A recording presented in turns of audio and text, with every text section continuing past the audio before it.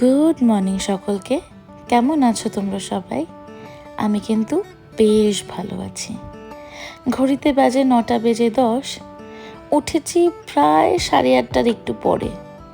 রবিবার তো একটু লেটে উঠতেই ভালো লাগে। যাই হোক, উঠেই পাহাড় প্রমাণ কাজ দেখতে পাচ্ছি। সোফার অতীব জঘন্য অবস্থা, তার কারণ আজকাল আমার ছেলে সোফায় চড়তে শিখে গেছে। তাই সোফার আপহোলস্ট্রিগুলোর ওপরে ধরে ধরেও সোফার ওপরে ওঠে আর ম্যাস ক্রিয়েট করে।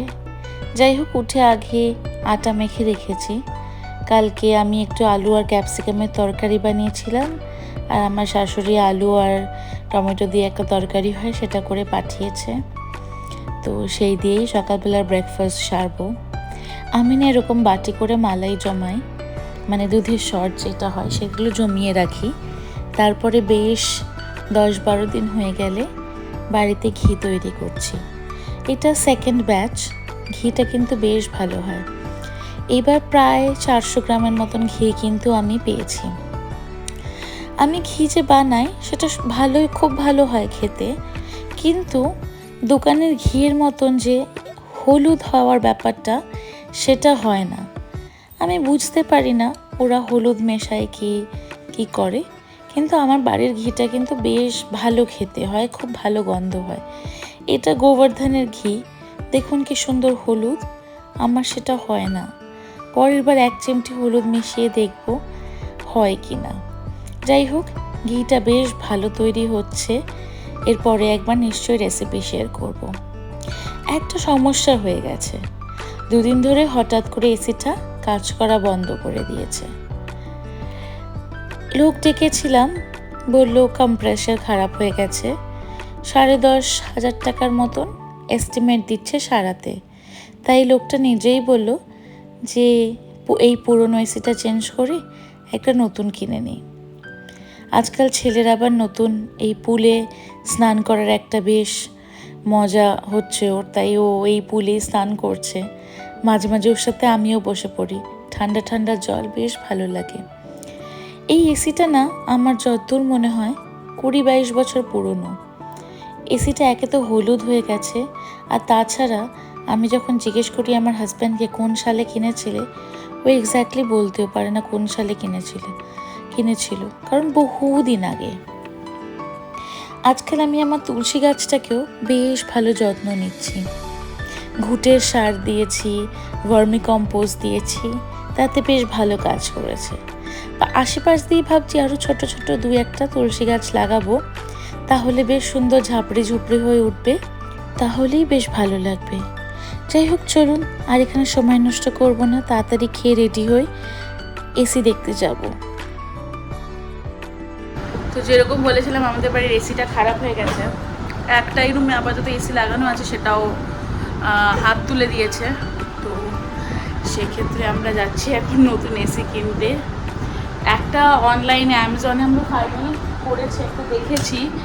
তো ভেবেছি যদি দোকানে ভালো না পাই, এই আরেকজন দোকানে ভালো না পাই, তাহলে সেটা অনলাইন থেকেই আমরা বুক করে দেবো। কিন্তু সেটার ওয়েট টাইম দেখাচ্ছে 2 দিন। এবার 2 দিন ধরে ওয়েট করতে হবে বলে দেখি আমার হাজব্যান্ড বলছে চলো আগে দেখে আসি, যদি তাড়াতাড়ি তার আগে পেয়ে যাই, কারণ ছেলের ঘুমাতে অসুবিধা হচ্ছে।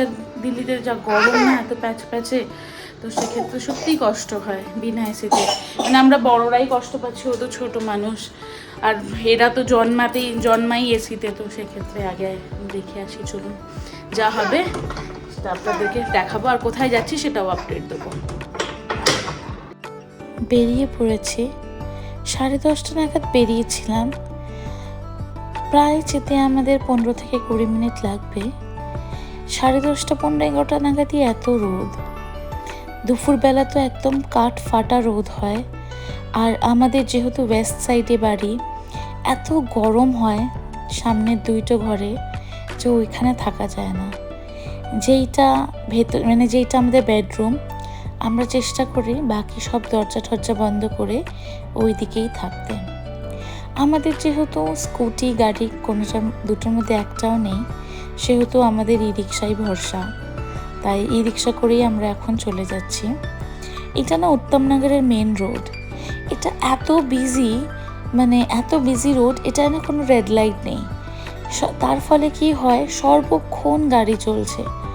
রোড ক্রস করাটাও একটা বেশ দুর্বিষহ ব্যাপার হয়ে দাঁড়ায় মাঝে মাঝে। এই রাস্তাতেই সিধা চলে গেলে এর আগে, মানে খানিকটা আগে গিয়ে একটা গলি পড়ে, রাস্তা পড়ে, রাদের গলি তো নয়, রাস্তা পড়ে। সেই রাস্তাতে আমি থাকতাম। আর খানিকক্ষণ বাদেই একটা ভেন্যু আসবে, সেই ভেন্যুতে আমার রিসেপশন হয়েছিল প্রায় 3 বছর আগে।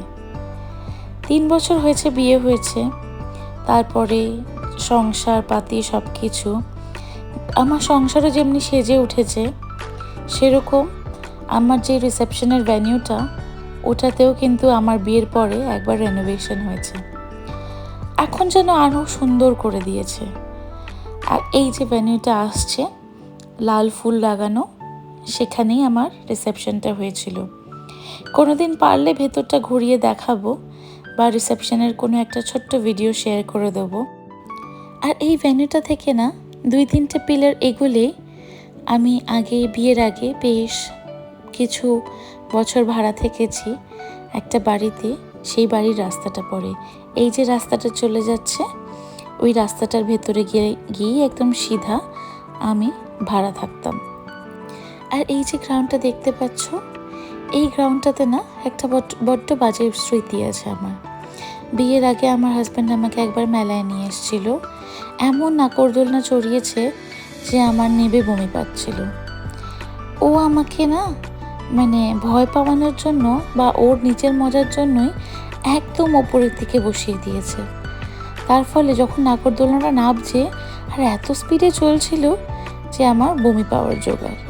যাই হোক, এই উত্তমনগরের এই মেন রোডটা না বেশ কনজেস্টেড, কিন্তু হ্যাঁ কোনো দোকান নেই যে পাবে না। সবই ব্র্যান্ডেড শোরুমস কিন্তু এখানে আছে। শুধু একটু মনে করে যদি পিলারটা মনে রাখা যায়, তাহলে কিন্তু মোটামুটি সব শোরুমই এখানে পেয়ে যাওয়া যাবে। এই যে বিজয় সেলস লেখা আছে, আমরা ওখানেই যাব আজকে। বিজয় সেলস থেকে আমাদের ফ্রিজটাও কেনা, এসিও তাই দেখতে যাচ্ছি। যদিও আমরা অনলাইনে একটা ফাইনাল তো করেছি ডাইকিংয়ের, কিন্তু দেখছি যদি এখানে কিছু ভালো ডিল পাই তাহলে এখান থেকেই বুক করে দেবো।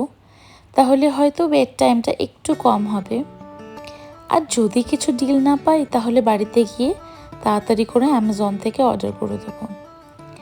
আমার ছেলের ইতিমধ্যেই বড্ড কাহিল অবস্থা গরমে, আর ও না হঠাৎ এত লোক দেখে ভয় পেয়ে গেছে। বাড়িতে তো বেশ দুষ্টুমি করে, কিন্তু ওখানে গিয়ে একদম দুষ্টুমি করেনি। বাড়ি ফিরে চলে এসেছি একটাই দোকান ঘুরে। তার কারণ এখন দোকানে এসির মারাত্মক দাম বাড়িয়ে রেখেছে। একদম পিক সিজন তো, তাই জন্য বোধহয়। যেটা আমি অ্যামাজনে মোটামুটি 35,000-এর ভেতরে পাচ্ছি, ঠিক সেই সেম মডেলটাই আমাকে বিজয় সেলসে দিচ্ছে অলমোস্ট 40,000-এর কাছাকাছি। তাই জন্য আমি বাড়িতে এসে নিজেই অ্যামাজন থেকে বসে অর্ডার করে দিয়েছিলাম। তারপরে ভাত খেয়ে ঘুমিয়ে পড়েছিলাম, খুব টায়ার্ড লাগছিল। যাই হোক, সন্ধেবেলায় এসে দেখি গাছগুলোর আমার বেশ খারাপ অবস্থা। এই বাকি দুটো গাছের তো কোনো সমস্যা খুব একটা দেখছি না, জল ঠল দিয়েছি, ভালোই রয়েছে। তুলসী গাছটাও ঠিকঠাকই রয়েছে, একটু জল দিয়ে দিয়েছি ভালো করে পাতা ঠাতাগুলোতেও, কারণ ওয়েস্ট সাইডের একদম রোদটা পড়ে তো বেশ মূর্ঝে যায়। কিন্তু এই মানি প্ল্যান্টটা এত খারাপ লাগছে দেখে যে পুরো রোদে না জ্বলে গেছে। আমি বুঝতে পারিনি যে এতটা গরম হবে। এরপর থেকে না দুপুরবেলা করে গাছগুলোকে ভেতরে ঢুকিয়ে দেব। এখন সূর্য ডুবছে, আকাশটাও বেশ সুন্দর লাগছে দেখতে। আজকে ভিডিওটা এত অবধিই রাখছি, পরে আবার একদিন গল্প হবে। ভিডিওটা ভালো লাগলে লাইক, শেয়ার অ্যান্ড সাবস্ক্রাইব করে দেবেন। টাটা।